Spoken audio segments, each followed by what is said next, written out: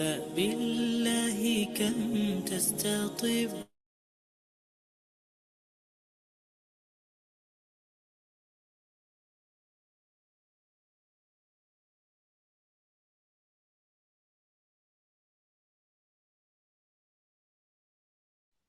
Teteh-teteh, sebelumnya apakah suara aku terdengar dengan jelas? Kalau terdengar dengan jelas di kolom chat ya. Oke, apakah suara aku terdengar dengan jelas? Bentar. Jelas ya, baik. Oke, alhamdulillah terdengar dengan jelas. Baik, sebentar ya.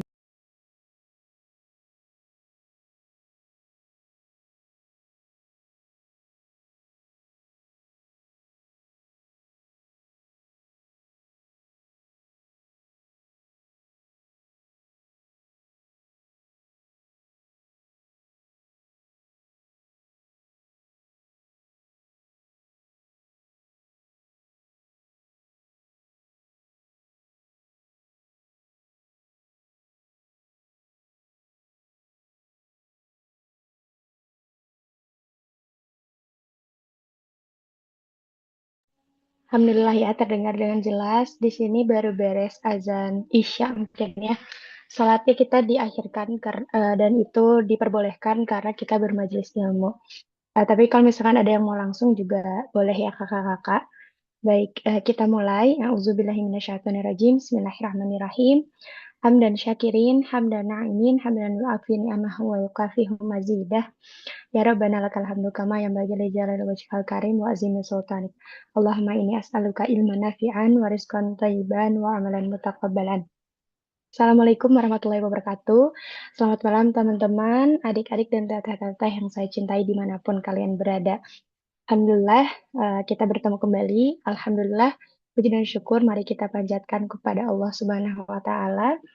Salawat serta salam tak lupa kita curahkan untuk Nabi kita, Nabi Muhammad Shallallahu Alaihi Wasallam, sehingga berlangsungnya sharing online rutin, salaman, dan sekarang udah memasuki vol ke-23 yang spesial hari ini bersama Kak Mikaela Yasmin Tuaya dengan judul Food Good Food for Good Mood tentunya ya. Kunci nutrisi penjaga hati dan pikiran yang diselenggarakan oleh Jami Syar'i.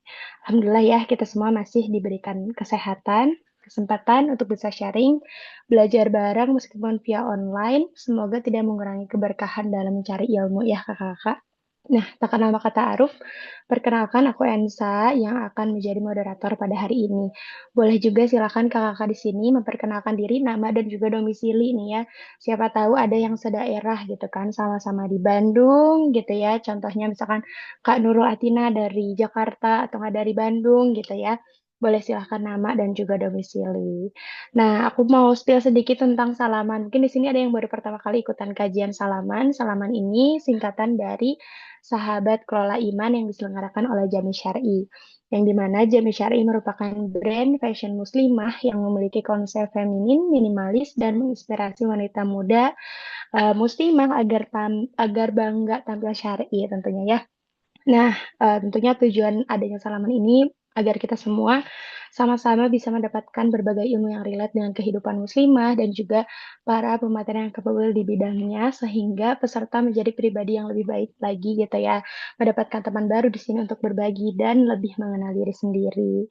Nah, kita juga mengucapkan jazakumullah khairan katsiran untuk para media partner yang sudah mendukung acara hari ini, di antaranya ada One Ummah Movement, Harun Community, Roda Muslimah, Tulisan Ensa, Anissa Community Official, Majelis Sejuta Pelukan, Info Kajian underscore Bandung, Bersama Bermakna, dan juga Muslimah Berkah Indonesia. Masya Allah ya, hari ini kita akan membahas gitu ya, hal yang jarang sekali disoroti gitu ya, yaitu membahas tentang makanan gitu ya, makanan yang bisa mempengaruhi terhadap kebiasaan kita, terhadap moodnya kita gitu ya, kayak Masya Allah banget ya. Dan tentunya dengan pemateri kita yang spesial hari ini.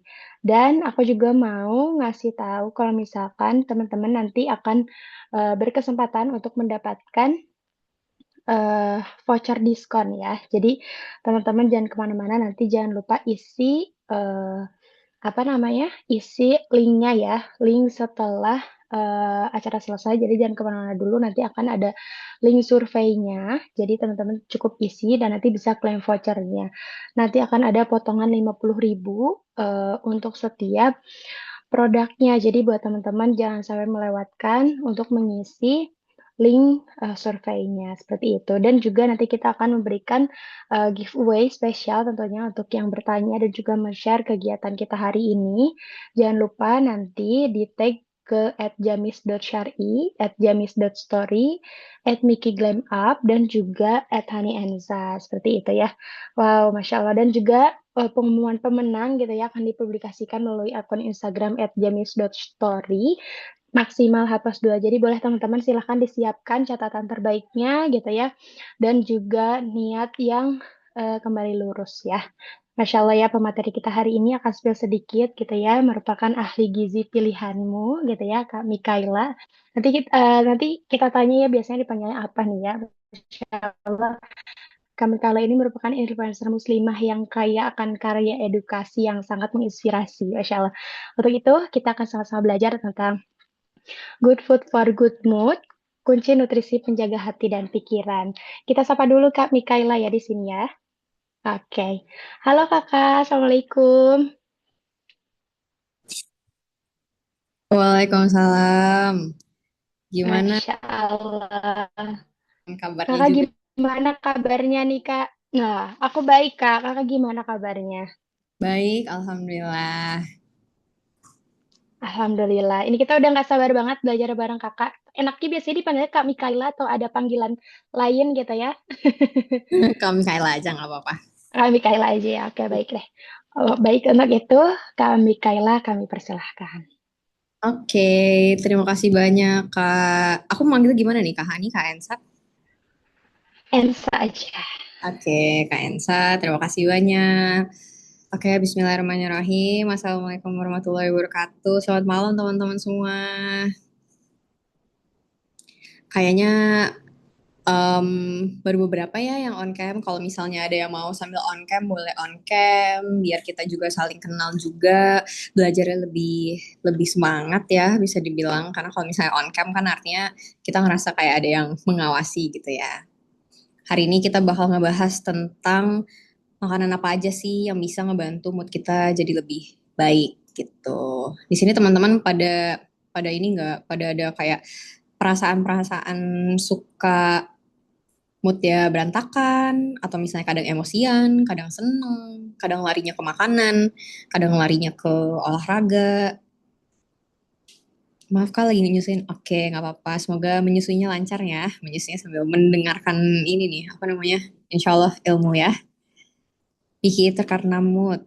Waduh, kalau yang lain gimana nih? Apakah ada keluhan-keluhan tentang makanan atau apa ya? Mood sih, karena kita fokusnya bakal itu. Karena nanti yang dibahas tuh bukan cuma makanan yang baik aja, tapi yang halal juga banyak sih sebenarnya yang bakal kita bahas hari ini. Kalau bad mood nggak mood makan. Oke. Oke, karena di sini teman-teman udah insya Allah udah pada ready ya, jadi kita langsung mulai aja. Mungkin dari tim Jamis boleh dibantu untuk share screen.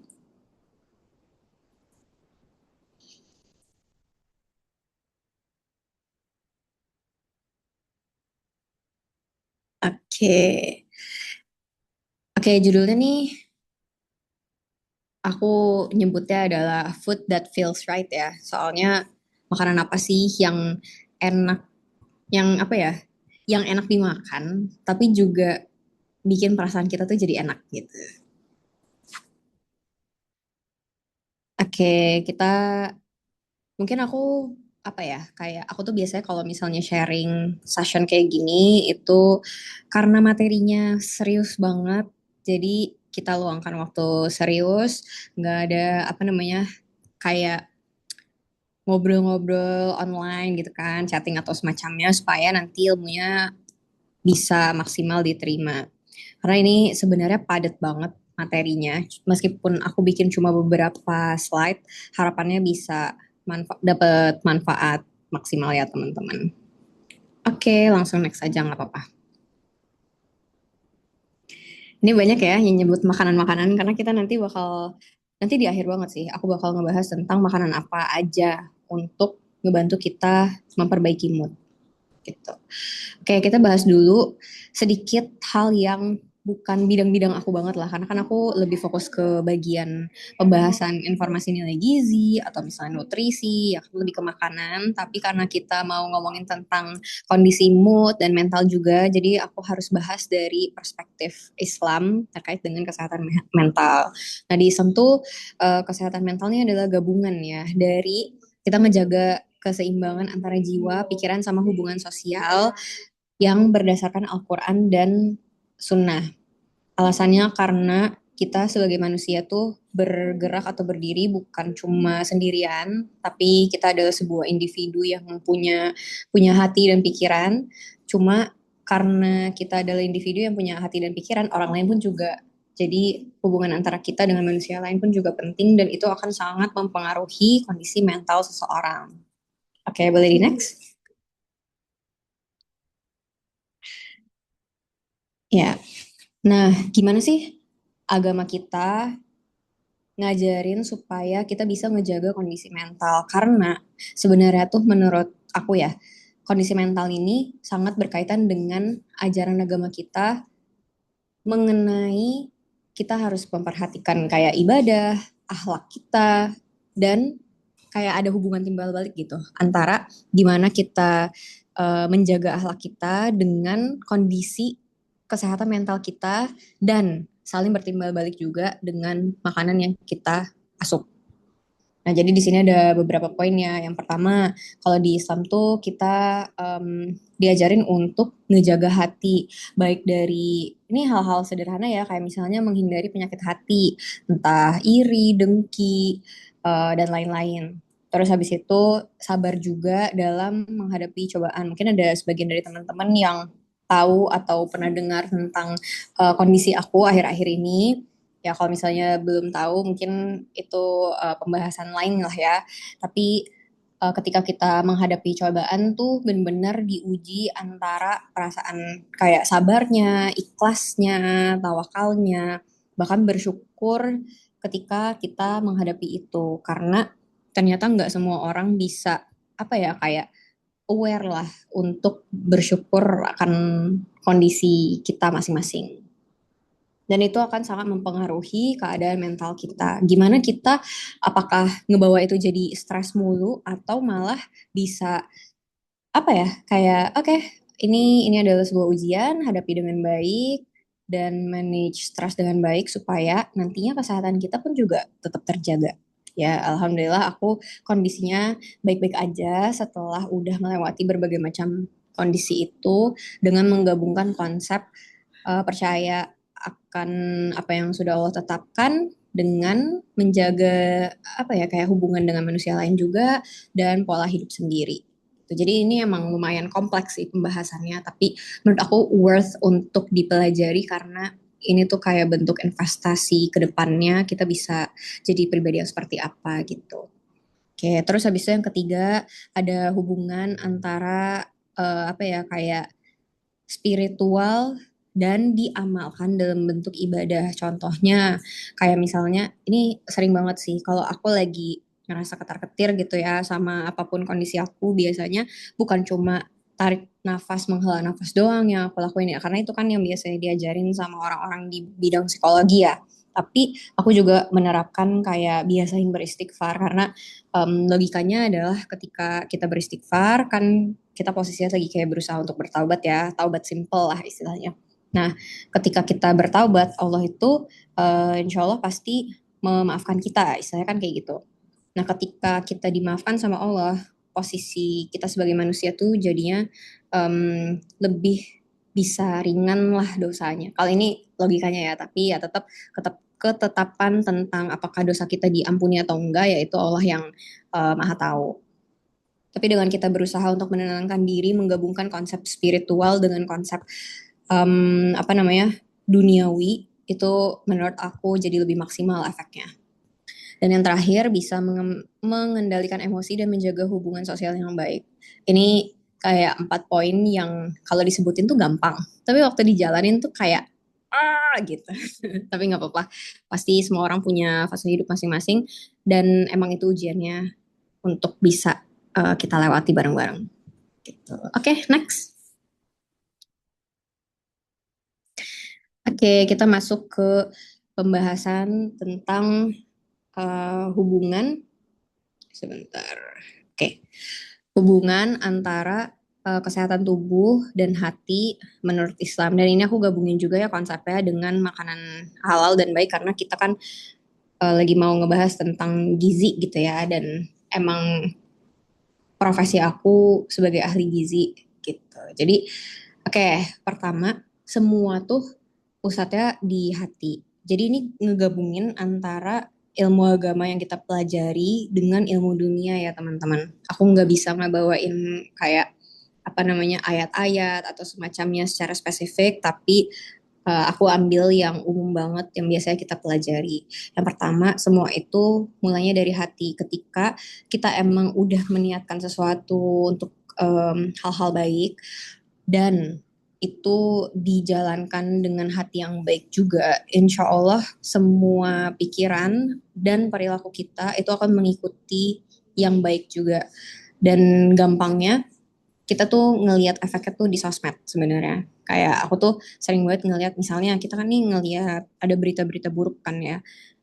Ketika orang itu emang baik dan dia menggunakan sosial media, maka sebenarnya kayak genuinity, ketulusan dia dan kayak hasil dari pola pikir dia tuh bakal tercermin banget di bagaimana cara dia sharing di sosial media, message apa aja yang dia bagiin dan ya seputar hal itu. Karena setelah aku perhatiin ternyata sosmed tuh bukan cuma tempat berbagi aja, tapi tempat kita bisa ngerasain ketulusan orang lain meskipun hanya melalui layar gitu. Jadi itu yang bakal tercermin banget dari isi hati kita. Terus selain dari hati, nanti dia menjalar ke otak sama badan. Kenapa? Karena ini tuh sebenarnya ada konsep ya di badan kita. Ketika kita stres, artinya kan kita ngasih apa ya kayak beban ya ke tubuh dan otak kita. Nah, badan kita tuh bakal bekerja di mana di situ tuh ada sistem yang banyak banget. Entah itu sistem imun, entah itu sistem apa namanya pencernaan, terus ada sistem kelenjar apa namanya untuk memproduksi hormon dan lain-lain. Mereka akan kerjasama untuk mengatur isi hati dan otak kita. Jadi ini apa? Sebenarnya setelah kita punya perasaan buruk pun badan kita tuh bakal bekerja according atau berdasarkan isi hati kita. Makanya kenapa penting banget nih untuk kurang-kurangin pikiran buruk termasuk untuk diri aku ya. Jadi kayak aku sharing di sini tuh untuk mengingatkan diri aku sendiri juga. Nggak ada apa namanya perasaan mendominasi kayak yang paling tahu gitu. Tapi karena apa namanya udah diatur dari isi hati tadi, makanya kenapa seluruh aktivitas kita itu nanti akan bergantung ke hati dan otak dan tubuh itu perlu dijaga karena nggak mungkin kayak istilahnya apa ya kayak kan kita dikasih tahu ya kalau sebuah kaum tuh nggak bakal berubah kecuali emang dia effort sendiri kan. Nah ini sama kalau badan kita tuh nggak bakal di kondisi prima atau yang paling baik kalau nggak kita usahakan. Makanya kenapa di sini pertanyaannya adalah gimana cara mengusahakannya? Caranya adalah dengan salah satunya ya mengonsumsi makanan yang halal dan baik karena ini bakal berpengaruh banget ke gimana badan kita bekerja. Di sini ada sainsnya ya di balik itu. Cuma aku tuh nggak bakal terlalu banyak ngebahas tentang gimana makanan halal itu berpengaruh ke kondisi tubuh kita karena di sini aku nggak masukin pembahasan yang lebih spesifik tentang misalnya kayak gimana alkohol itu buruk di badan kita, tapi secara saintifik itu sebenarnya ada pembahasannya gitu. Nah makanya kenapa akhirnya ketika kita memilih makanan yang halal dan baik, disitulah badan kita itu punya resource atau bahan bakar untuk bekerja. Karena gini, sesimpel hormon. Badan kita itu punya hormon. Nanti kita bakal bahas ada 4 jenis hormon bahagia di dalam tubuh kita. Tapi hormon aja di dalam tubuh kita itu apa ya kayak terbentuk atas apa ya, kayak struktur kimia. Struktur kimia itu asalnya dari mana? Asalnya dari sumber bahan makanan kita juga ujung-ujungnya. Karena misal, gak usah hormon deh terlalu susah, kulit. Karena kita bisa melihat kan kulit kita. Kulit kita itu dibentuknya dari protein. Jadi semua tubuh kita itu sebenarnya asalnya dari makanan kita juga. Makanya kenapa kalau misalnya lagi kurang, katakanlah minum, nanti kulitnya lebih keriput, lebih kering. Karena isi dari sel kulit kita tuh kayak agak agak kotak gini lah isinya. Nah, ini isinya tuh ada cairan, ada macam-macam ya. Kalau misalnya airnya kurang, artinya kan isi kotaknya bakal melewat ya. Dan itu akhirnya ngebuat kulit kita jadi lebih mudah keriput. Itu aja hanya salah satu dari detail isi tubuh kita. Padahal isi tubuh kita banyak banget selnya dan semua terdiri atas bahan bakar masing-masing. Bahkan proses dari pembentukannya aja itu bukan cuma kayak oke, protein bikin sel gitu. Nggak kayak gitu, tapi oke, protein kerja bareng sama vitamin vitamin apa, misalnya vitamin D atau misalnya vitamin A. Nanti dari kerjasama itu proteinnya akan dipecah terus bertemu dengan zat gizi yang lainnya, bergabung, lama-lama dia terbentuk struktur kimia dan baru akhirnya terbentuklah sel gitu.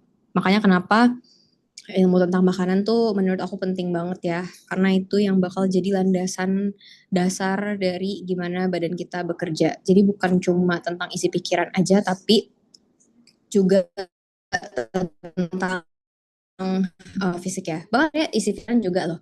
Kayak misalnya nih, otak kita kan berpikir. Di dalam otak kita ada sel saraf. Sel saraf itu istilahnya ini sel saraf satu, ini sel saraf dua. Mereka ketemu, di sini disebut dengan sinaps. Sinaps ini adalah pertemuan antara dua sel saraf dan mereka saling mengirimkan sinyal. Sinyalnya bentuknya apa?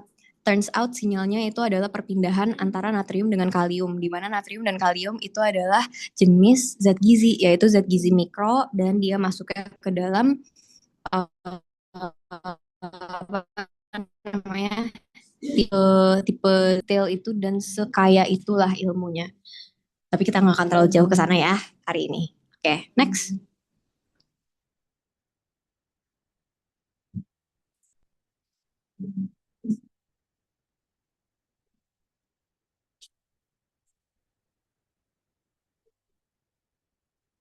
Oke. Nah, sekarang kita ngebahas tentang gimana peran gizi atau nutrisi terhadap mood dan kesehatan mental. Karena pembahasan ini tuh sebenarnya luas banget. Jadi aku ambil beberapa poin di mana aku langsung ke pusat pembahasannya aja. Nah, mood sama kesehatan mental kita itu bisa dipengaruhi oleh beberapa hal dan salah satunya adalah hormon yang ada di dalam tubuh kita. Karena setelah aku perhatiin ternyata hal-hal yang kita rasain itu dasarnya juga tetap sinyal kimiawi.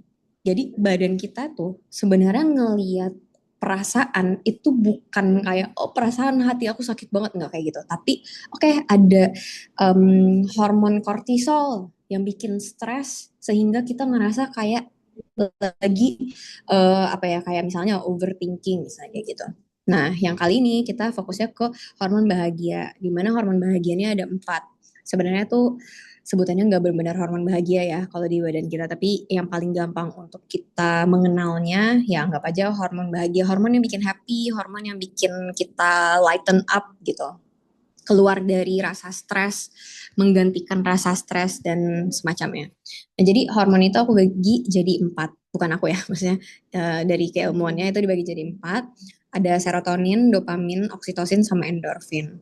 Nah, sebenarnya masing-masing tuh punya peran masing-masing ya dan ada fungsi spesifik ya, tapi kayaknya kalau kita bahas itu lebih detail akan kayak terlalu lama.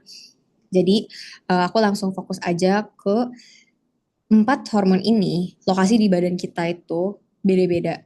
Cara pengeluarannya pun juga beda-beda, strukturnya beda-beda. Jadi sedetail itu sebenarnya pembahasannya. Tapi aku ambil lokasinya aja. Nah, kenapa aku ambil lokasi? Karena ini akan berkaitan dengan gimana makanan bisa mempengaruhi mood kita. Jadi, di antara semua ini, sebenarnya pengeluaran hormon ini tetap diaturnya sama otak. Tapi ada bagian-bagian khusus, karena otak ini nanti akan bekerja sama dengan kayak sistem yang berhubungan dengan pengeluaran hormon. Ternyata ketika serotonin ini kan di antara 4 yang utama itu yang pengen aku bahas sekarang adalah serotonin. Ketika serotonin itu udah dikeluarin, ternyata penyimpanannya paling besar itu ada di saluran pencernaan. Jadi ada 90% serotonin yang ada di dalam tubuh kita itu disimpan di pencernaan. Makanya kenapa otak kita tuh kerja sama dengan sistem lain di dalam tubuh itu tuh kompleks banget, dan sistem pencernaan itu dianggap sebagai second brain. Karena ada hubungan antara otak dengan sistem pencernaan yang dapat mempengaruhi mood kita, intuisi kita, bahkan kayak gimana kita tuh bisa stres. Apalagi ini mungkin teman-teman banyak yang kerja juga ya, jadi harapannya ini bisa bermanfaat. Jadi gini, kita tuh ngerasain sebuah perasaan, kalau kita belajar dirasainnya di hati, sebenarnya sinyal-sinyalnya itu tetap terpusatnya di otak. Otak ngeluarin sinyal yang itu tuh bisa kita rasain. Jadi sebenarnya perasaan tuh ada di otak juga gitu. Nah, ketika sinyal itu muncul, dia tuh nggak stand up alone, tapi dia akan bekerja sama dengan sistem pencernaan supaya organisme yang ada di dalam pencernaan kita bisa ngasih sinyal feedback. Jadi nggak yang kayak mentah banget perasaannya begitu aja terus ya udah kita lupain. Tapi perasaan itu bisa diolah, perasaan itu bisa diinget sama badan kita di hubungan antara otak dengan pencernaan. Maksudnya gimana? Jadi ada hal yang disebut dengan gut-brain axis. Axis tuh kayak hubungan. Jadi hubungan antara otak dengan usus. Kenapa langsung spesifik ke usus? Karena usus ini punya apa ya bahasanya? Em,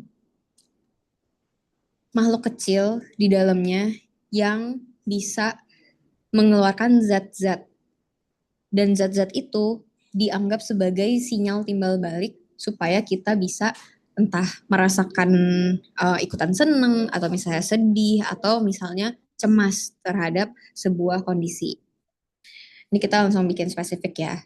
Jadi dari hubungan antara otak dengan usus kita itu tuh kita bisa mengelola 3 hal yang umum, yaitu adalah emosi, fungsi apa namanya kayak pikiran kita atau kognitif, dan proses tubuh. Dimana ketika kita ngomongin emosi, contohnya gimana ya? Kayak aku ambil dari kondisi diri aku aja ya. Misal aku ngerasa ada red flag dari orang yang aku temuin. Perasaan cemas itu munculnya kan ada dari sinyal otak. Otak bakal ngirimin sinyal ke usus untuk beneran dirasain. Kayak ada apa nih? Nah, sebenarnya hubungan ini jauh lebih kompleks dari yang kita bayangin, karena ketika dia masuk ke dalam usus, ini aku bagi jadi 2 aja, satu usus, satu lambung ya. Ke usus, dia akan ketemu sama si mikroba. Mikroba tuh kayak organisme kecil-kecil di mana mereka tuh bisa ngeluarin zat yang tadi udah aku bilang. Ketika mereka ketemu di usus dan akhirnya si mikroba itu ngeluarin zat, ini tuh ada 2 hal lagi yang bisa terjadi. Yang satu, si mikroorganismenya akan ngeluarin zat yang akhirnya diserap lagi sama si pencernaan, dan akhirnya dari pencernaan itu sinyalnya balik ke otak dan itu akan jadi memori. Jadi kalau misalnya kita ketemu sama orang yang setipe akan ngerasain hal yang membuat cemas lagi, yang dimana itu nanti jauh-jauhnya disebut dengan trauma yang kayak gitu-gitu.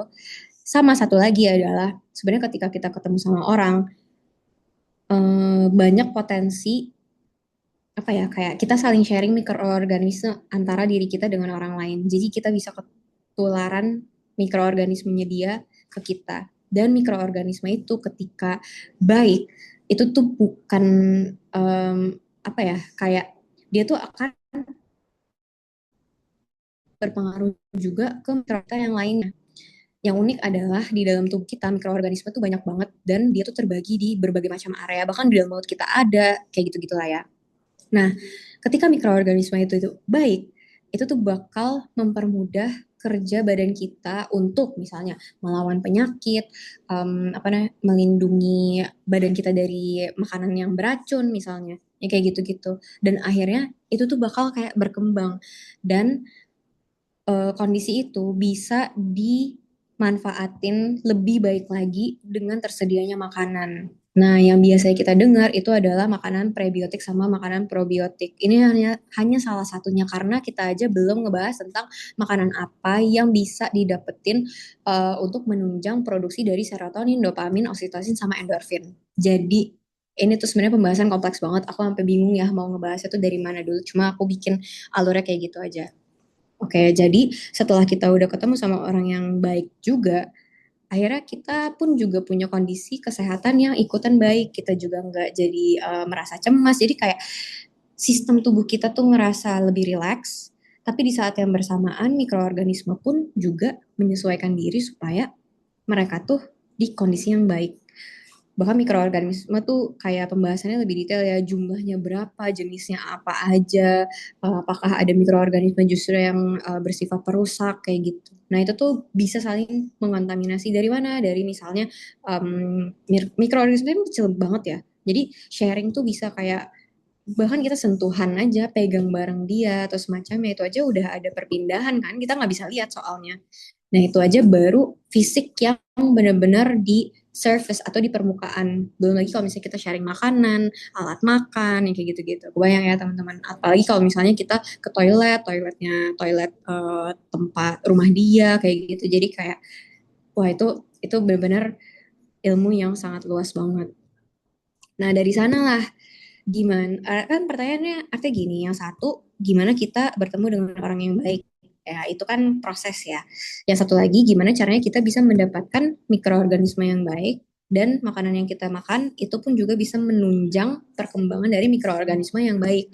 Nah, itulah adalah probiotik sama prebiotik. Yang satu itu menjadi supply mikroorganisme baik untuk tubuh kita. Yang satunya lagi adalah makanan yang baik untuk menunjang si mikroorganisme supaya dia bisa tetap hidup. Kenapa? Karena mikroorganisme tetap makhluk hidup, jadi dia perlu bahan bakar yang baik pula. Nah, yang unik adalah kalau mau nambah mikroorganisme yang baik, artinya kita makan makanan yang difermentasi. Kenapa? Karena proses fermentasi itu istilahnya kayak mengembangbiakkan mikroorganisme gitu ya. Kalau misalnya kebablasan, ya dia bisa jadi bersifat alkoholik. Makanya kenapa itu yang kurang diinginkan. Kalau singkatnya tuh makanan yang dari proses panjang fermentasi ini, ketika dia jadi beralkohol, zat kimia alkohol itu atau struktur kimia alkohol itu dia tuh nggak bisa diproses di dalam tubuh kita. Makanya kenapa itu memberatkan kerja tubuh kita. Kita skip dulu untuk yang pembahasan alkohol, tapi setelah mikroorganisme baik itu masuk ke dalam tubuh kita, mereka harus punya makanan. Nah, makanan mereka tuh apa? Biasanya itu sumber serat. Jadi serat tuh dibagi jadi dua jenis ya. Ada serat larut air, serat tidak larut air. Intinya gampangnya adalah serat itu yang aku perhatiin ada di makanan yang sumbernya tumbuhan. Contoh buah, sayur, makanan pokok. Makanan pokok bukan cuma nasi ya, tapi ada kayak kentang, ada ubi, singkong, pokoknya sebanyak itu. Nah, kalau misalnya sayur sama buah, contohnya kalau yang biasanya Rasulullah makan itu kan kayak kurma, kalau nggak salah beliau pernah makan labu juga, ada roti kayak gitu. Jadi emang kayak Masya Allah banget deh ilmu ini tuh kalau di breakdown lebih jauh gitu. Nah, setelah itu yang terjadi adalah badan kita itu nanti akan saling menyesuaikan. Dari yang awalnya otak sama pencernaan aja, itu tuh dia bakal involve juga kayak sistem saraf, ada endokrin, nanti hormon yang keluar bukan cuma serotonin dan lain-lain, tapi nanti ada pengaturan dari hormon kortisol juga yang berkaitan dengan stres atau misalnya adrenalin gitu. Dan sistem imun, makanya kenapa orang kalau misalnya lagi stres banget atau semacamnya, dia bisa gampang jatuh sakit karena emang sistem imunnya akhirnya menurun karena badannya harus fokus ke mengatasi stres itu dibandingkan dengan menjaga tubuhnya supaya dia nggak gampang sakit gitu. Terus tadi itu baru satu ya, yang hubungan antara otak kita dengan usus. Belum lagi yang ketika stres terus ke lambungnya kayak gimana. Nah, sebenarnya tuh bagian dari pencernaan kita ketika kita lagi stres itu tuh bakal nge-push banget untuk apa ya, kayak pola pola kontraksinya tuh nggak baik. Kayak misalnya ketika kita lagi stres, misalnya lambung kita itu lebih kontraksi, jadi nanti asam lambungnya dia akan dibawa naik. Makanya kenapa kalau misalnya kita lagi stres, kita jadi ke bawah untuk ada GERD, mah, mau muntah, heartburn, atau misalnya di ulu hati itu panas gitu. Karena itu adalah salah satu dari gejala ketika kita mengalami GERD. Makanya kenapa orang yang bilang kayak kalau lagi stres tuh bisa GERD atau misalnya bisa mah. Nah itu sebenarnya landasan dasarnya. Atau bahkan bisa juga ini dari pengalaman aku pribadi waktu aku stres banget tuh pencernaannya tuh bahkan dia nggak sempat untuk mencerna makanannya. Jadi ketika masuk ke dalam lambung dia tuh langsung yang kayak skip berat gitu, langsung udah keluar. Akhirnya kayak bentuknya cair, pokoknya nggak seperti feses pada umumnya dan seharusnya. Karena sistem pencernaannya itu udah nggak bisa fokus untuk mencerna lagi karena dia udah terlalu fokus ke pengaturan stresornya gitu. Oke, next.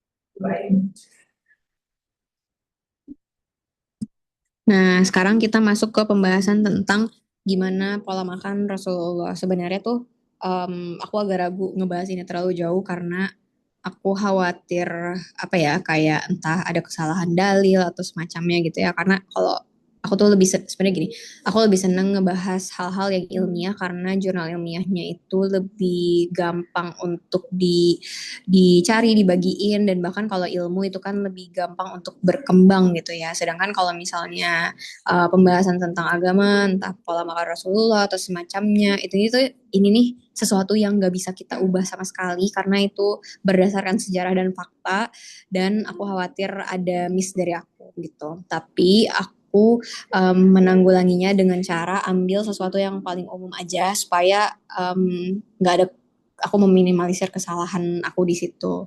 Nah, ini contoh-contoh yang aku temuin terkait dengan gimana Rasulullah menjaga makanan yang halal dan baik. Jadi yang pertama untuk contoh makanannya yang aku temuin tuh beliau biasanya makan ada makanan pokok berupa roti, terus habis itu buah itu kurma ajwa, apa namanya harusnya roti nggak dimasukin situ, semangka, sama kalau sayuran itu labu. Sebenarnya dari sini aja kita udah bisa ambil contoh kalau makanan yang bersumber dari tumbuhan itu sangat penting, dan guess what, orang Indonesia 95%-nya itu asupan buah dan sayur saya nggak tahu itu belum terpenuhi. Jadi cuma 5% orang Indonesia yang asupan buah dan sayurnya itu udah sesuai sama kebutuhan kita. Mungkin kita bisa coba ngelihat lagi diri diri kita masing-masing ya, apakah makan buah dan sayur tuh udah sesering itu. Bahkan satu kali di dalam satu hari aja itu masih nggak cukup, harusnya 3 kali di dalam sehari. Dan itu pun juga kalau porsi yang nggak cukup tetap masih belum sesuai sama kebutuhan. Oke, jadi sebenarnya PR kita tuh masih banyak banget.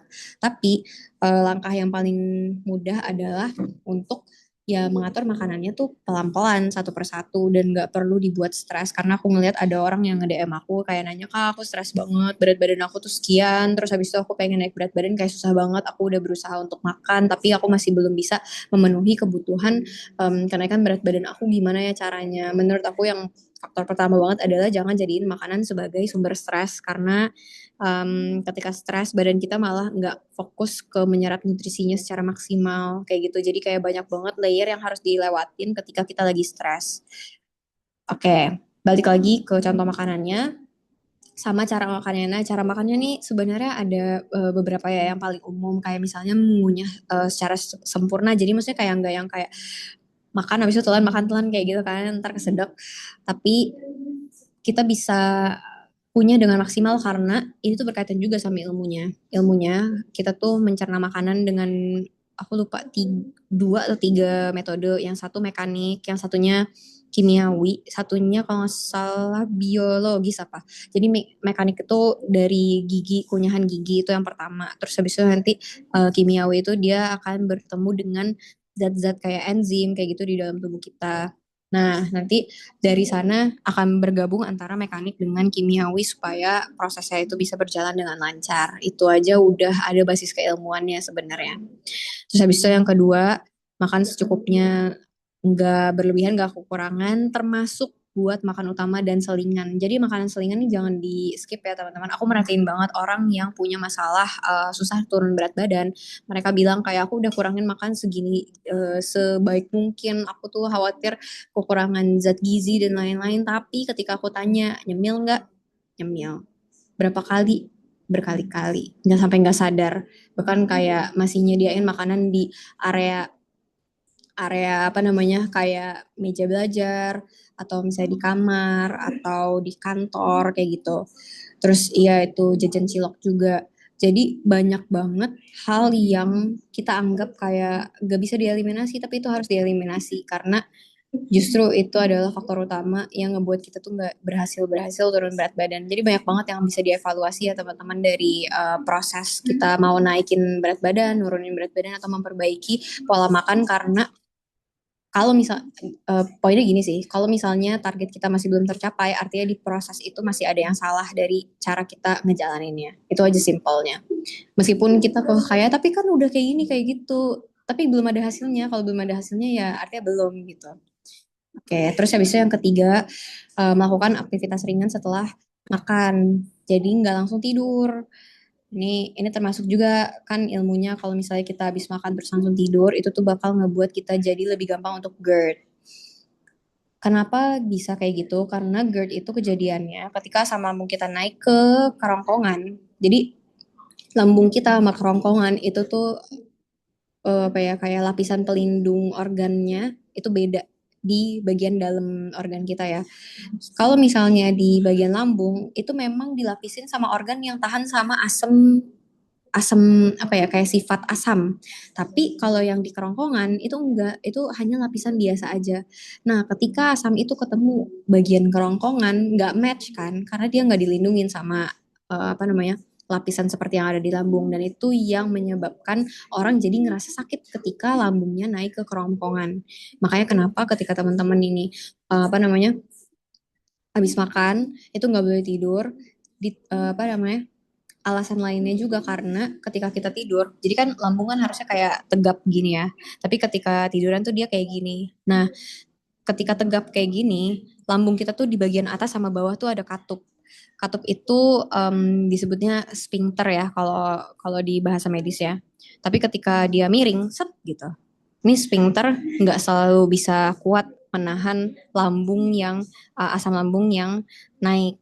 Nah, apalagi ketika kita makan, artinya kan volume dari lambungnya itu akan bertambah. Jadi kita ngerasain kenyang pun juga karena volumenya bertambah, entah karena apa namanya cairan atau makanan, maksudnya minum kita, makan kita atau karena gas.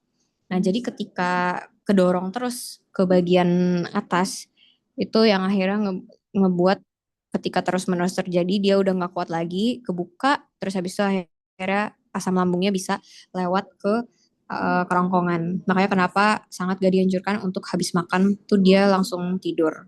Gitu. Terus menjilat tangan setelah makan, jadi seperti yang tadi udah kita bahas ya, ada mikroorganisme yang baik di tangan kita juga, apalagi setelah kita udah cuci tangan, terus habis itu makanannya nanti bakal dibantu sama adanya mikroorganisme. Kalau orang-orang sebut enzim, sebenarnya aku belum nemu sih jurnal yang ngebahas tentang gimana enzim kita itu lebih terbantu ketika kita makan pakai tangan, tapi yang paling masuk akal dari penjelasan ilmiahnya adalah karena tangan kita tuh juga ada mikroorganisme dan mikroorganismenya itu baik ketika kita udah cuci tangan. Jadi akhirnya itu akan semakin apa ya kayak meningkatkan uh, apa ya kayak potensi maksimal dari mikroorganisme yang kita bisa dapetin gitu. Oke, boleh di next.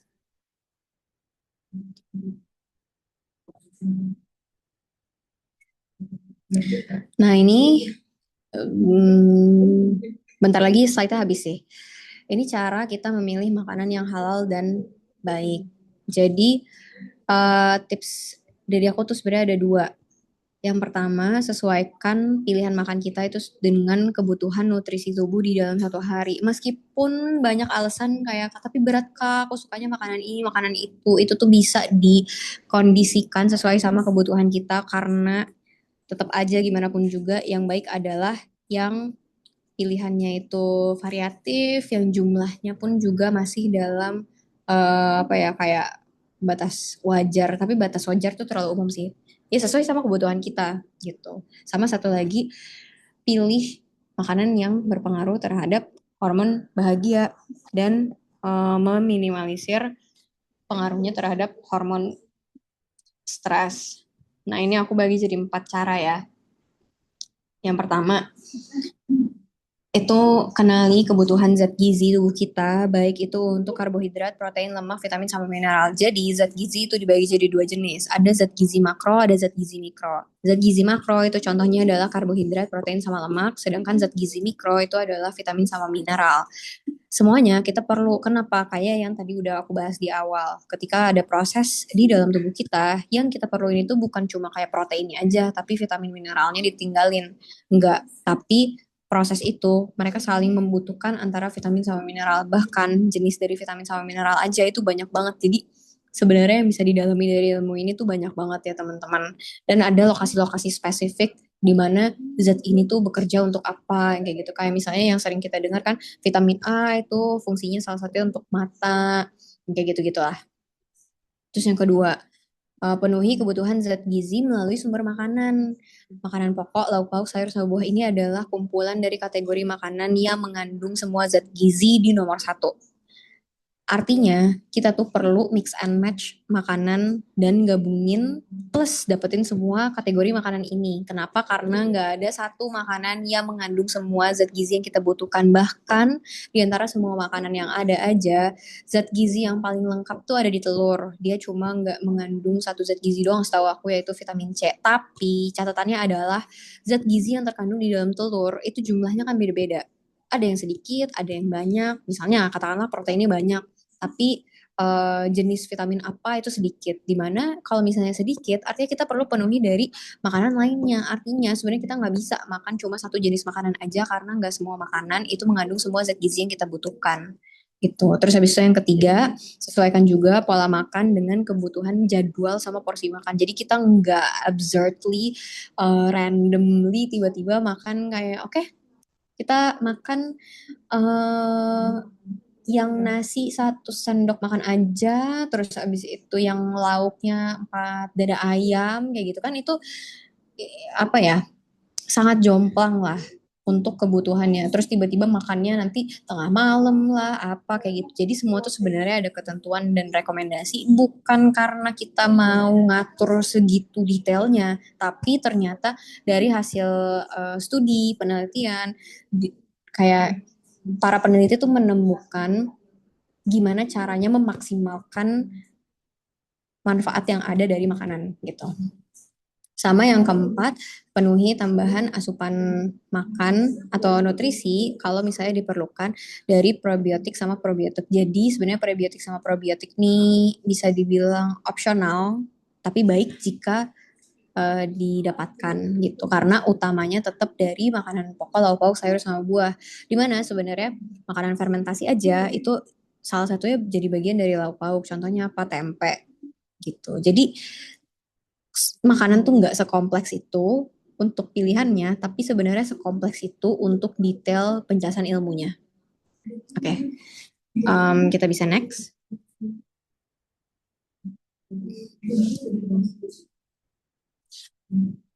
Nah, ini udah menuju yang terakhir banget ya. Jadi ini adalah contoh makanan yang bisa memanfaatkan 4 hormon bahagia di dalam tubuh kita. Ini aku benar-benar ambil, kayak aku mencoba untuk memeras semua hal yang aku bisa temukan ya, mulai dari gimana struktur mereka, perlu bahan bakarnya apa aja, gimana cara memaksimalkan apa namanya, transportasinya, pengiriman kayak istilahnya nih, katakanlah hormonnya keluarnya dari otak, terus dia mau dikirim ke area tertentu. Nah, gimana caranya ngirim ke area tertentu itu bisa maksimal juga. Udah sih dua itu aja, karena dua itu aja udah banyak. Oke, jadi yang pertama yang serotonin. Serotonin itu terdiri atas triptofan. Triptofan itu adalah salah satu jenis asam amino. Asam amino itu adalah bagian dari protein. Triptofan bisa didapetin dari mana aja? Dari telur, ikan-ikanan kayak misalnya contoh salmon, keju, tahu, kacangan, coklat. Terus kalau vitamin B6 ini juga membantu proses produksinya ya, vitamin B6 sama vitamin D. Nah, di sini ada ikan, ayam, hati hati sapi, hati ayam ya, sama juga kacang, pisang, alpukat, bayam. Terus untuk yang vitamin D itu ikan, hati sapi, susu. Kalau omega 3 itu ikan. Teman-teman ngelihat di sini kategorinya sebenarnya jelas. Yang pertama, masuk ke dalam kategori lauk pauk. Lauk pauk tapi variatif. Terus ada yang buah juga, ada yang sayur juga. Bahkan ada yang lauknya hewani, lauknya nabati. Jadi artinya apa? Sebenarnya poin utama dari pembahasan kita yang sebelumnya tentang memenuhi kebutuhan makanan pokok, lauk pauk, sayur sama buah, itu tuh udah yang paling simple yang bisa aku sampaikan dari semua knowledge yang ada tentang gizi. Terus untuk yang vitamin C itu contohnya ada jambu, jeruk, cabai. Kenapa vitamin C? Karena vitamin C itu jadi salah satu zat gizi yang dapat meningkatkan transportasi atau perpindahan serotonin ke sel yang dituju gitu. Terus ada makanan fermentasi juga. Itu contohnya tempe, yogurt sama kombucha. Banyak juga sih yang lain kayak apa ya, kayak kefir gitu-gitu lah ya. Cuma ya jangan lupa cari yang halal. Terus untuk yang dopamin, dopamin itu dibentuknya sama sama amino juga. Itu jenisnya adalah tirosin dan fenilalanin. Kayak mungkin teman-teman di sini, aku nggak tahu apakah ada yang masih sekolah dan mau memutuskan untuk masuk ke dunia gizi ya, tapi disclaimer aja kalau emang jenis zat gizi itu banyak banget protein kalau dipecah tuh jenisnya banyak banget asam amino gitu ya. Kayak ini aja udah kita sebutin baru tiga, ada triptofan, tirosin, fenilalanin gitu ya. Dan setiap jenis asam amino itu punya proses pembentukannya masing-masing, di mana dari proses pembentukan masing-masing pun juga menggunakan zat gizi masing-masing juga gitu.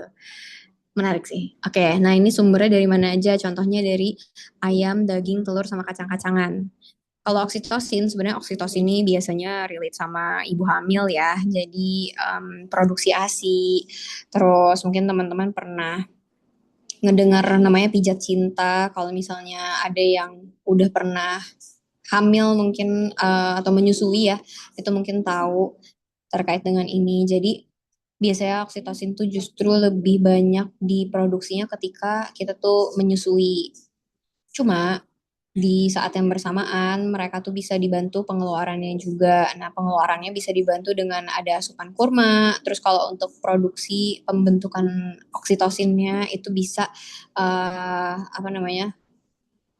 Produksi ASI, sorry, itu bisa dibantu dengan bayam, daun katuk, dan daun kelor. Jadi ketika ASINya itu keluar, hormon tuh bakal ikutan diproduksi supaya dia memberikan rasa bahagia. Makanya kenapa ya kalau pembahasan soal perempuan yang hamil atau menyusui itu nanti pembahasan kompleks tersendiri ya. Tapi itu akan saling timbal balik lah antara kayak si ibunya ngeliat bayinya, bayinya ngeliat ibunya, bayinya menyusui, ASI diproduksi, ASI dikeluarkan, hormon keluar kayak gitu. Oke, terus untuk yang terakhir di sini ada endorfin, di mana endorfin ini bisa dibantu produksinya pakai coklat, pisang, jeruk, cabai, kacang-kacangan, biji-bijian. Jadi gini, sebenarnya tuh selain coklat kayak teh, terus habis itu kopi gitu ya, itu juga bisa ngebantu pengeluaran hormon-hormon tersebut. Cuma kalau minuman yang kayak gitu biasanya orang kan udah dicampur sama gula, sedangkan gula tuh justru kerjanya berkebalikan dengan mereka. Kenapa? Karena gula itu gimana pun juga dia bikin peradangan di dalam tubuh kita. Peradangan tuh kayak apa ya contohnya? Mungkin yang paling gampang dibayangin ketika kita punya jerawat merah, nah itu contoh dari peradangan gitu.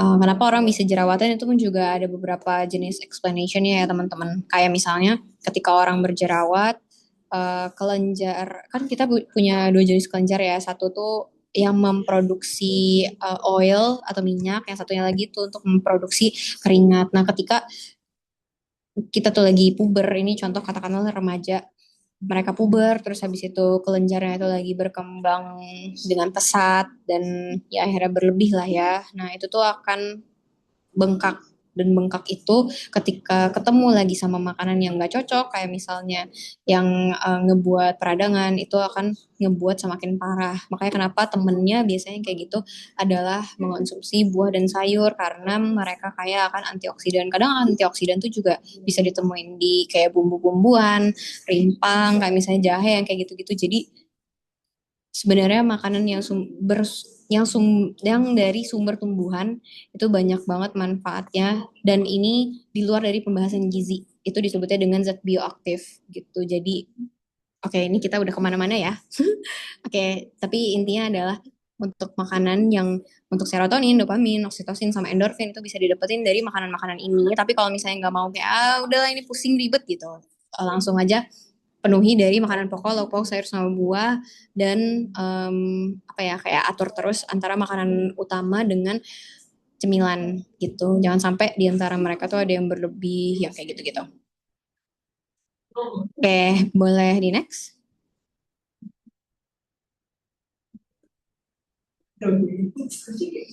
Oke, ini sebenarnya terakhir banget ya, tapi kesehatan mental itu benar-benar kayak kesehatan fisik, dan kesehatan fisik itu seperti kesehatan mental. Jadi dua-duanya itu perlu dijaga baik-baik dan dicek secara berkala. Makanya kenapa ada apa namanya kayak general apa namanya medical, kenapa aku tiba-tiba lupa, medical check up yang kayak gitu secara berkala.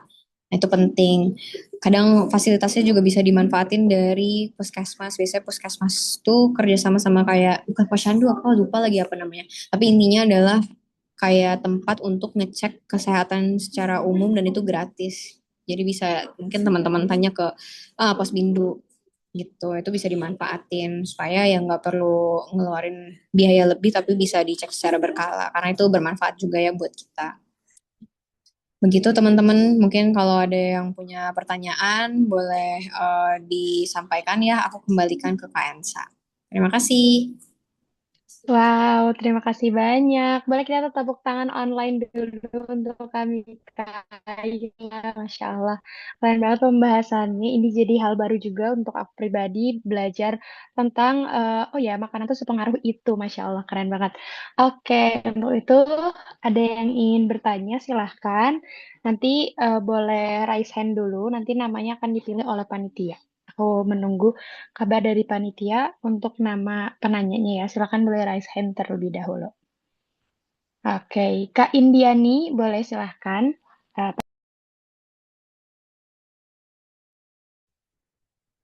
Baik, Kak. Terima kasih atas kesempatannya. Apakah suara saya terdengar jelas? Oke, Kak. Saya mau tanya nih. Gimana sih, Kak, cara kita bisa mulai nih dan bisa konsisten buat makan sehat ketika lingkungan sekitar kita nih kurang mendukung, entah dari rumah atau luar rumah gitu. Misal kalau di rumah nih kan sebagai anak, yang makanan sehari-harinya tuh masih dimasakin ya. Dan seringnya tuh cara pengolahannya masih digoreng, terus minyaknya banyak atau terlalu gurih gitu, Kak. Nah, mau gak mau kan kita makan makanan tersebut. Nah, terus kalau di luar rumah kan yang dijual lebih banyak makanan yang nggak sehat nih. Dan nggak jarang juga nih kalau makanan sehat itu cenderung mahal gitu. Apalagi kan anak muda nih masih kebanyakan kaum mendang-mending gitu, Kak. Nah, itu gimana sih, Kak, cara mulainya dan konsisten gitu? Terima kasih. Oke, terima kasih Kak Indiani. Ini langsung aku jawab aja ya, artinya Kak Ensa.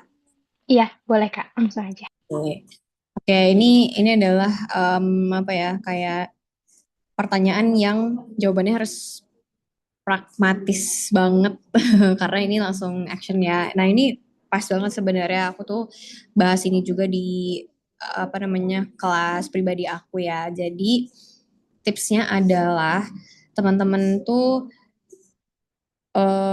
menurut aku perlu mulai SWOT analysis. Jadi kita tuh menilai apa yang ada di sekitar kita, kemampuan kita, dan kebutuhan kita. Karena dari situ langsung tepat sasaran menurut aku. Misal posisinya yang satu di rumah, yang satu di luar. Ini kan ada setup yang berbeda. Dimana kalau di rumah tuh udah disediain makanan, menunya udah jelas, dan mungkin kita udah lebih tahu sumbernya tuh dari mana aja, cara proses masaknya gimana, dengan takaran bumbu-bumbunya tuh seperti apa. Kan sebenarnya di antara semua kompleksnya pembahasan makanan yang ada, yang perlu dikurang-kurangin itu adalah makanan yang ultra proses, yang apa namanya, bukan berarti yang goreng-goreng nggak boleh ya. Jadi makanan yang goreng tuh boleh, tapi ya kayak misalnya di dalam satu hari makan yang goreng tuh cuma sekali atau dua kali. Ini tergantung juga sama ini sih tujuan kita. Kalau misalnya ada orang yang mau naik berat badan, biasanya justru lebih direkomendasiin untuk yang digoreng karena kalorinya lebih banyak. Tapi kalau orang yang mau turun berat badan, justru jangan sampai makan makanan yang digoreng. Nah, itu juga sesuaiin sama tujuannya tuh apa. Itu tadi untuk yang metode masak. Terus habis itu untuk yang bumbu-bumbu, sebenarnya yang perlu diperhatiin tuh cuma di bagian gula sama garamnya aja. Itu tadi ada yang aku lihat di komen, pertanyaannya adalah butuhnya berapa banyak. Takaran maksimal tuh untuk yang gula 4 sendok makan di dalam sehari.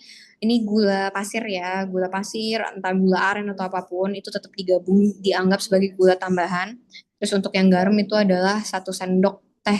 Kalau minyak itu 5 sendok makan. Nah, jadi artinya yang digoreng-goreng pun masih boleh, tapi ya diseimbangin juga sama makanan yang lainnya, misal ayam digoreng, terus kita masih perlu ada sayur ya. Sayur gimana caranya dipikirin, misalnya jenis sayur tuh ada apa aja, katakanlah yang paling gampang didapetin tomat sama timun, ya udah mulai dari situ dulu. Atau misalnya kalau bisa masak sendiri, ya coba masak sendiri yang sederhana, misalnya tumis atau apa. Aku biasanya kalau nggak mau ribet, ya udah aku panggang sebentar aja lah untuk wortel supaya vitaminnya nggak hilang juga, karena vitamin A adalah salah satu jenis vitamin yang sensitif sama panas, tapi aku berharap dia apa ya, kayak mateng lah ya, supaya teksturnya tuh nggak sekeras ketika lagi belum masih mentah gitu. Udah, terus dari situ itu kan baru yang di rumah. Terus habis itu kalau yang di luar kita analisis di area sekitar rumah kita, pilihan makan tuh ada apa aja. Di luar rumah tuh as in kayak posisi kita lagi di kantor atau misalnya di sekolah atau kuliah, misalnya kampus gitu ya. Jadi di situ udah tahu tuh harganya berapa, ada pilihan makanannya apa aja, kategori makanannya apa. Misalnya ada yang sumbernya tuh dari makanan pokok, ada yang lauk, ada yang sayur, ada yang buah. Mana tahu kan kita di warteg ada pisang, terus abis itu ada jenis sayur tuh biasanya banyak, ada pare atau apa kayak gitu. Terus yang lauk-lauk ada yang telur balado, ada ayam, mungkin ada daging juga, ada aku pernah ngeliat di tempat nasi Padang tuh ada udang kayak gitu, terus nasi kayak gitu ya. Nah udah, jadi dikumpulin aja di bagian situ, tinggal nanti mix and match apa dulu yang perlu kita penuhin. Misal makanan pokok nasi udah ada, ya, jadi itu udah nggak perlu terlalu dipikirin. Terus habis itu nanti lauk katakanlah di rumah disediain, ya udah pakai lauk yang ada di rumah. Terus sayur misalnya kurang, bikin sendiri, potong sendiri, karena bisa beli ke pasar itu lebih mudah. Terus untuk yang buah, katakanlah kalau berat makannya 3 kali sehari, ya udah mulai sehari sekali dulu. Misalnya beli pisang 1 sisir. Aku kayak gitu soalnya waktu masih di Bandung, dan waktu itu aku nggak ada pegangan uang yang banyak, malah malah minim banget. Aku sesuainya dari situ. Aku ngelihat kayak aku udah ada makanan pokok, terus lauknya aku masih bisa beli telur lah beberapa, jadi aku pakai itu. Terus lah apa sayurnya, karena aku gak ada waktu terlalu banyak, ya udah aku potong tomat sama timun. Terus buah aku kadang beli pisang, kadang beli pepaya, aku sampai ngebandingin tuh harga mana aja yang paling terjangkau. Jadi akhirnya makan aku tetap terjaga sih, bisa dibilang, meskipun kondisinya tuh lagi nggak baik-baik aja, jumlah uangnya pun juga nggak seberapa gitu. Jadi menurut aku, kalau aku bisa di kondisi kayak gitu, harusnya orang yang kondisinya mungkin lebih baik itu bisa juga. Begitu cara cara mulainya. Terus kalau untuk konsistennya, cara konsistennya jalaninnya pelan-pelan. Misal tadi udah terpenuhi semuanya, jalanin dulu aja seminggu. Seminggu udah lewat, 2 minggu, 2 minggu udah lewat, udah lebih settle. Misalnya baru tambahin apa, katakanlah di upgrade pilihan sayurnya gitu. Kayak gitu sih. Begitu, semoga terjawab. Mungkin aku kembalikan ke Kak Ensa. Oke, baik. Terima kasih, Kak. Kak Indiani semoga terjawab juga ya, Kak. Dan bismillah semoga konsisten dengan apa yang tadi disampaikan oleh Kak Mikaela. Oke, selanjutnya Kak Haya, boleh silahkan bertanya. Oke, terima kasih admin kesempatannya. Kak, aku tuh mau tanya. Mungkin ini mewakili beberapa teman-teman juga. Aku tuh tipikal kalau stres tuh nggak bisa makan. Mungkin teman-teman ada yang relate juga. Jadi benar-benar asupan apapun lah, air putih paling enggak sih. Minum masih bisa. Nah, mungkin dari kami Kak ada advice atau mungkin ada tips buat kami-kami yang mengalami hal itu. Padahal kan ya sekarang kan ya kebanyakan tuh Kak mental illness lah, apalah jadi stres kayak gitu kan. Nah, gitu sih Kak. Tadi malah nggak nafsu makan ya? Iya justru nggak nafsu makan. Kan ada tipikal mas stres tuh banyak makan. Kalau aku nggak bisa makan, udah setelah stres tambah lemes Kak. Oke, nggak apa-apa. Aku kayak gitu juga kok. Malah, malah aku eh, sampai sampai pas udah puncak-puncaknya tuh berat badan sangat kurang masuknya kategorinya. Dan aku turun, bentar ya, aku turun 4 kilo dan udah sampai yang parah banget gitu.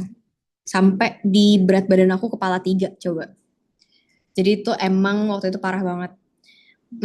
Caranya adalah dengan menyelesaikan sumber stresnya dulu. Sih itu yang paling aku lihat karena mau gimana pun juga mau dipaksa makan tuh nggak bisa masuk kalau misalnya lagi sangat stres. Jadi cara yang aku lihat paling ampuh, yang pertama kurangin stresnya, yang kedua tingkatin aktivitas fisik ya karena ketika kita udah olahraga, entah jalan, lari, aku tuh udah sekarang udah lumayan kayak kebiasaan ketika lagi emosi dan ada kesempatan untuk ngelakuin aktivitas fisik, aku entah pokoknya kayak aslinya aku nggak tahan nih buat buat lari tapi ketika lagi emosi tiba-tiba kayak full power aja gitu.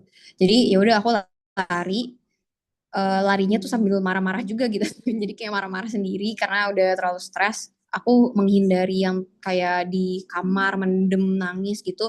Aku kurang-kurangin.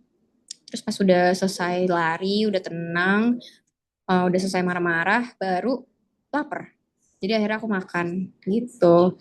Terus yang aku perhatiin juga dulu tuh aku kan nafsu makannya juga sangat kurang ya pas masih kecil, dibawa sampai kayak ke dokter anak, terus habis itu ke profesor gizi, sampai dikasih macam-macam lah waktu itu orang tua sampai habis berjuta-juta gara-gara aku nggak nafsu makan doang. Tapi yang aku perhatiin tuh dokternya waktu itu ngasih tahu untuk aku disuruh berenang karena berenang bikin lapar. Jadi akhirnya ya udah waktu itu aku dipaksa untuk berenang terus. Jadi setelah renang jadi lapar terus jadinya makannya lancar gitu. Jadi itu sih cara-caranya. Emang ujung-ujungnya kalau nggak dikeluarin lewat aktivitas fisik ya stresnya yang dikurangin gitu. Soalnya nggak kemana-mana, stres tuh bikin bikin kita jadi kayak kekurung di lingkup itu aja. Entah stresnya dieliminasi, cari cara lain atau ya apapun itulah pokoknya. Aku udah bye-bye banget sama urusan stres ya gitu. Semoga terjawab Kak. Aku kembalikan ke Kak Ensa. Oke, semoga terjawab ya Kak ya. Wow, ini berarti kebalikannya ya. Kalau aku biasanya kalau stres tuh lebih banyak makan. Bahagia Ah, juga banyak makan. oke oke, Oke. nggak apa-apa. Oke. Selanjutnya Kak Gina Afkar, boleh silakan. Kalau berkenan boleh on cam juga Kak. Tapi kalau enggak boleh langsung aja ke pertanyaannya. Oke, baik. Bismillahirrahmanirrahim. Assalamualaikum warahmatullahi wabarakatuh. Sebelumnya aku mau ngucapin makasih banyak buat moderator dan juga buat kami Kaila, terkhususnya buat materi hari ini yang insya Allah sangat besar manfaatnya buat kita semua dalam kehidupan sehari-hari. Dan pertanyaan aku adalah terkait tentang probiotik. Jadi Kak, beberapa makanan dan minuman eh, probiotik itu kan ada yang melewati proses fermentasi, misalnya pada makanan kayak acar kol itu yang sauerkraut itu, atau enggak pada minuman seperti kombucha atau tepache. Dan di antara makanan dan minuman ini kan ada yang mengandung alkohol walaupun kadarnya cuma sedikit.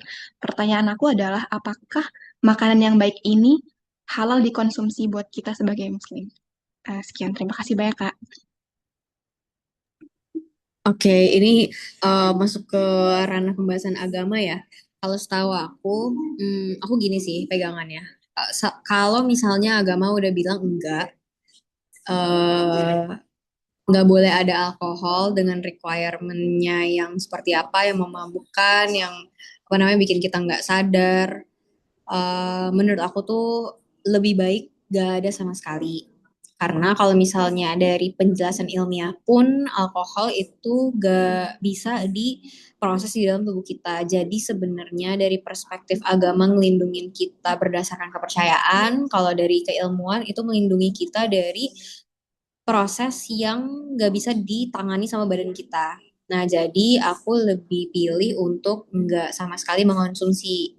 Makanya kenapa contoh-contoh yang apa ya kayak mempermudah untuk memilih minuman atau makanan yang difermentasi itu adalah yang emang udah jelas kayak misalnya makanan tuh kayak tempe itu juga udah jelas kayak lauk yang tinggi kadar protein, terus habis itu ada kandungan probiotiknya juga dan nggak memabukkan gitu.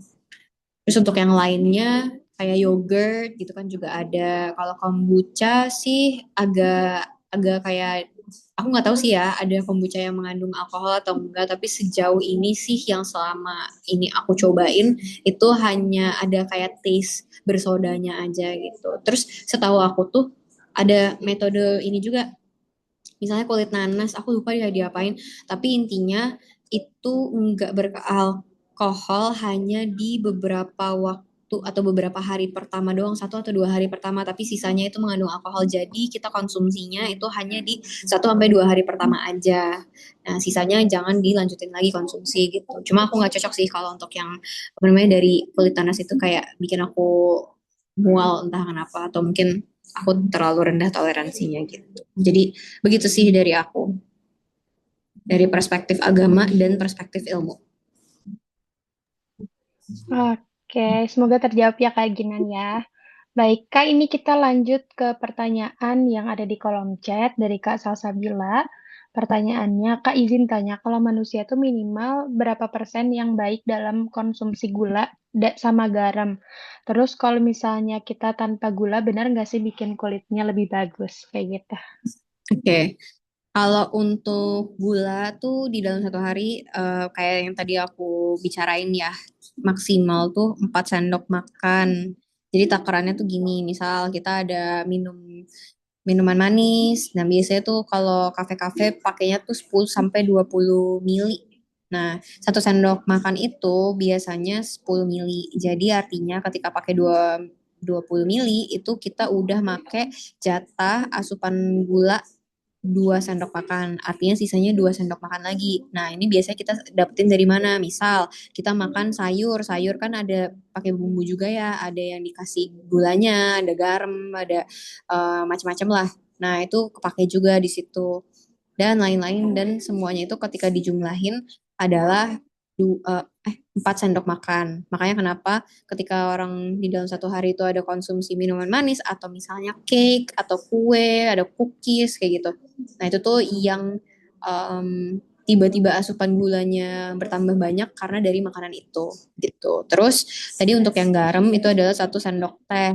Jadi kita kan kalau makan nggak mungkin 1 sendok teh garam gitu ya langsung dituangin semua. Biasanya tuh bumbu ya dikit-dikit, sejumput sejumput gitu. Nah kalau misalnya di dalam 1 hari itu kalau ditotalin itu harus maksimal 1 sendok teh.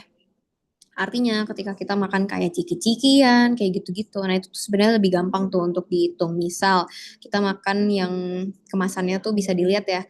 Sebenarnya kenapa kategori garam tuh di 1 sendok teh karena kita ngelihatnya natriumnya. Natriumnya tuh di dalam 1 hari maksimal 2000 miligram. Di mana 2000 aku agak lupa ya 2000 miligram atau 2500 gitu. Nah, tapi intinya adalah dari 2000 itu eh 2000 atau 1000 ya, tapi seingat aku 2000. intinya adalah kalau ditotalin semua natriumnya itu maksimal segitu. Misal di dalam satu ciki yang takaran sajinya adalah satu, dia mengandung 100 miligram natrium misalnya kayak gitu. Nah, artinya masih ada 9 kali lagi untuk maksimal batas asupan garam. Tapi kan repotnya adalah ketika kita ngitung satu persatu kayak gitu, kita susah untuk menakar makanan yang dimasak sendiri. Makanya kenapa ngambilnya itu 1 sendok teh langsung dari garam gitu. Jadi begitu sih matematikanya. Biar gampang adalah makannya 3 kali sehari, 2 kali selingan. Kalau ada makanan atau minuman yang manis sekali aja, kalau ada makanan yang terlalu asin kayak ciki-cikian atau semacamnya itu juga sekali aja, sisanya dari makanan utama gitu. Terus kalau untuk yang gula tadi apakah bikin kulit kita jadi lebih bagus? Menurut aku iya ya. Tapi maksudnya kalau misalnya dikurangin, tapi bukan berarti bisa langsung kayak begitu aja karena gula tadi bikin peradangan, sedangkan kalau ada asupan kayak antioksidan, terus abis itu antiinflamasi dari yang sumber-sumber tumbuhan kayak gitu, itu bisa menurunkan eh, peradangan tadi. Jadi kayak kebanyakan keseimbangannya gitu. Karena aku sendiri sih skincare sebenarnya itu-itu aja. Tapi waktu stres tuh jerawat aku parah banget dan ternyata sekarang baik-baik aja sih kulit aku alhamdulillah kayak nggak ada jerawat yang kayak gimana-gimana banget dan itu emang diatur dari ya udah makannya cuma makan pokok lauk pauk sayur sama buah terus kalau ada yang manis-manis ya paling sesekali aja seminggu pun juga nggak yang kayak tiap hari aku ada minum minuman manis kalau misalnya udah terlalu berlebihan itu mungkin karena badan aku udah terbiasa ya kalau udah berlebihan tuh langsung muncul kayak titik-titik jerawat kayak gitu jadi jawabannya iya. Oke, semoga yang tadi terjawab ya. Oke, semoga terjawab Kak Salsabila. Selanjutnya Kak mungkin boleh ya ada lagi dari Kak Amila Nida. Silakan Kak Amila Nida boleh pertanyaannya.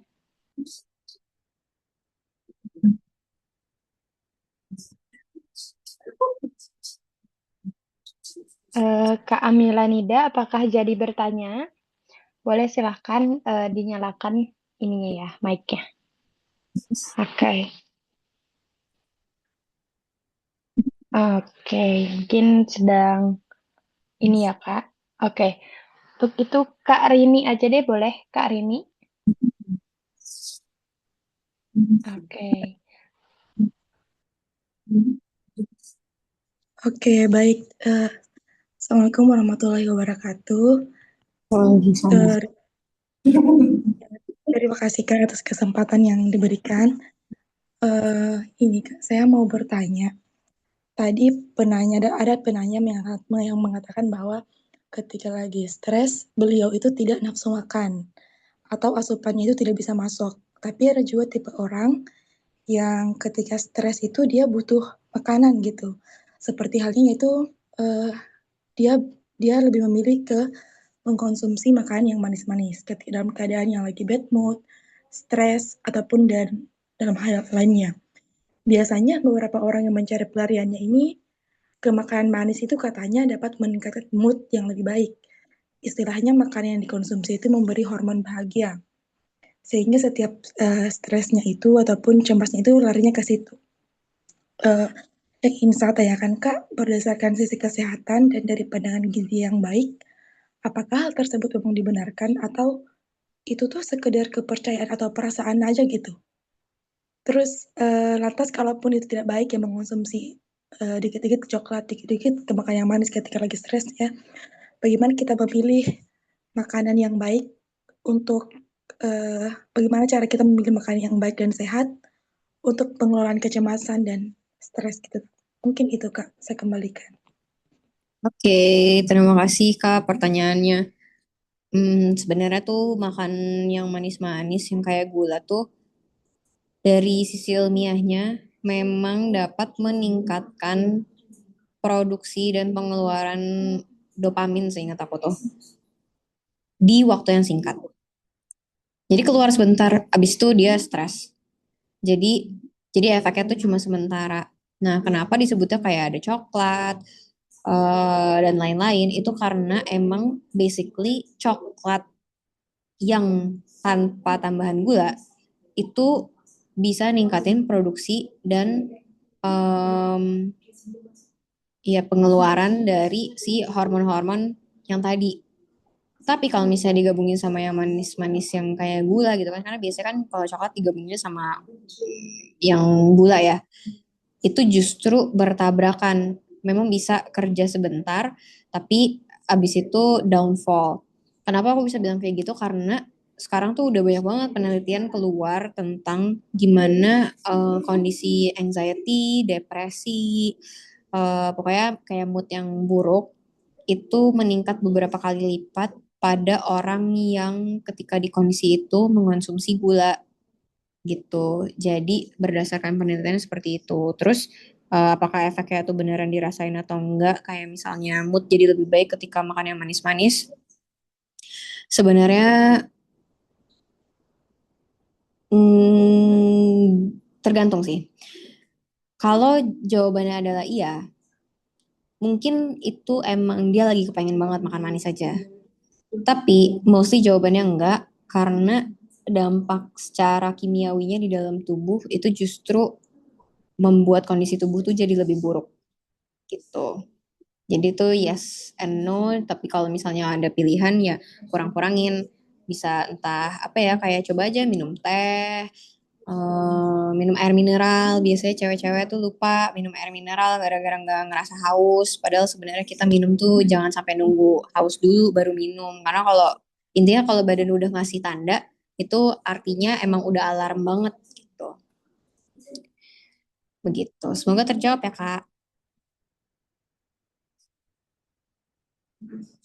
Oke, Masya Allah Kak, udah gak kerasa ini tiba-tiba jam segini aja nih ya. Masya Allah Kak, sekali lagi kita ucapkan terima kasih banyak. Jazakallahu khairan katsiran untuk Kak Mikaela. Kita doakan semoga pemateri kita hari ini, gurunda kita hari ini Allah berikan kebahagiaan, keistiqomahan, kebahagiaan, dan juga keberkahan tentunya ya. Amin. Allahumma amin. Dan semoga kita bisa bertemu lagi di kesempatan berikutnya. Mungkin dari Kak Mikaela ada closing statement untuk kita-kita. Closing statement, kalau di antara teman-teman ada yang lagi ngerasa stres, ujian hidupnya lagi sulit banget dihadapi, lagi cari cara lain supaya bisa keluar dari momen itu, semoga Allah mudahkan. Terus dari gaya hidupnya juga jangan jangan lupa atau jangan ditinggalin, karena aset yang kita punya tuh cuma badan, otak, keyakinan, karakter, pengetahuan sama skill kita aja gitu ya. Ya istilahnya kalau misalnya uang udah diambil sama orang lain, apalagi yang tertinggal kan dari kita kecuali itu gitu. Jadi ya semoga Allah memudahkan. Dan kalau misalnya mau ada tanya-tanya lebih lengkap atau misalnya kangen sama konten aku, mungkin bisa sambil cek Instagram aku, Miki Glam Up. Udah itu aja ya. Semoga bermanfaat ilmunya yang tadi. Terima kasih. Baik, terima kasih banyak Kak Mika. Jangan kemana-mana, kita akan foto terlebih dahulu sebanyak 3 kali ya. Jadi izin mungkinnya, dan teteh-teteh kakak semua yang mau on cam silakan, boleh diberikan kesempatan. Kita akan foto sebanyak 3 kali. Jadi silakan boleh ya. Barangkali ada kerudungnya tadi yang menyon-menyon, sok ya silakan dibenerin dulu ya. Masya Allah. Dan jangan kemana habis ini karena kita akan ada pengumuman giveaway dan juga isi link survei biar dapat diskon dari Jamis Syari. Oke, sudah aman ya, panitia? Sudah ya? Oke. Sudah aman ya? Oke. Sip. Boleh kita foto yang pertama. 1, 2, 3. Oke. Yang kedua. 1, 2, 3. Oke. Yang terakhir. 1, 2, 3. Oke, baik. Masya Allah, Kamika, sekali lagi jazakumullah khairan katsiron. Selamat melanjutkan aktivitas atau mau istirahat ya. Barakallahu fiik. Jangan lupa nanti buat teman-teman yang share kegiatan hari ini, jangan lupa tag @jamis.syari, jamis.story, dan @Miki_Glam_up dan juga @Haniansa ya, karena nanti akan berkesempatan dapat hadiah lagi. Oke, untuk itu terima kasih Kak Mika, boleh melanjutkan kegiatannya. Barakallahu fiik. Assalamualaikum, terima kasih semuanya, terima kasih Kak Ensa, Terima Jam kasih. semuanya. Izin live ya. Oke. Sip. Oke, kakak jangan kemana-mana. Ini kita akan pengumuman giveaway ya. Silahkan. Oke. Pengumuman giveaway, tapi sebelum itu kita isi link dulu ya. Silahkan boleh memberikan feedback terbaiknya. Bagaimana mengikuti kegiatan salaman. Mungkin di sini ada yang baru pertama kali atau udah sering ikutan. Boleh silahkan memberikan feedbacknya ya. Karena nanti di akhir acara ada voucher juga di akhir linknya. Akan ada voucher ya tentunya. Voucher diskon 50.000 untuk setiap pembelian produknya. Nah, linknya sudah dikirim ya. Oke. Aku kasih waktu 2 menit sebelum nanti pengumuman giveaway-nya. Siapa tahu kakak di sini ada yang menang ya giveaway-nya. Gift spesial dari Jami Syari. Oke, silahkan boleh diisi link surveinya. Karena nanti akan ada diskon, potongan sebesar 50.000 kan lumayan banget ya. Apalagi katalog Jamis tuh setiap bulan tuh kayaknya ada terus gitu ya. Setiap bulan tuh kayaknya ada terus nih yang baru. Jadi jangan lewatkan kesempatannya gitu ya. Karena uang bisa dicari tapi barang yang kita mau belum tentu restock lagi. Jadi silahkan kakak-kakak boleh diisi link surveinya. Habis itu langsung aja diklaim vouchernya. Seperti itu. Oke, Masya Allah. Oke ya. Kita kasih waktu sampai 24:02 mungkin ya. 24:02. Oke, jangan lupa juga nanti ya tag untuk kegiatan hari ini supaya menjadi pahala jariah dan juga berkesempatan mendapatkan hadiah. Masya Allah. Oke, 1 menit lagi.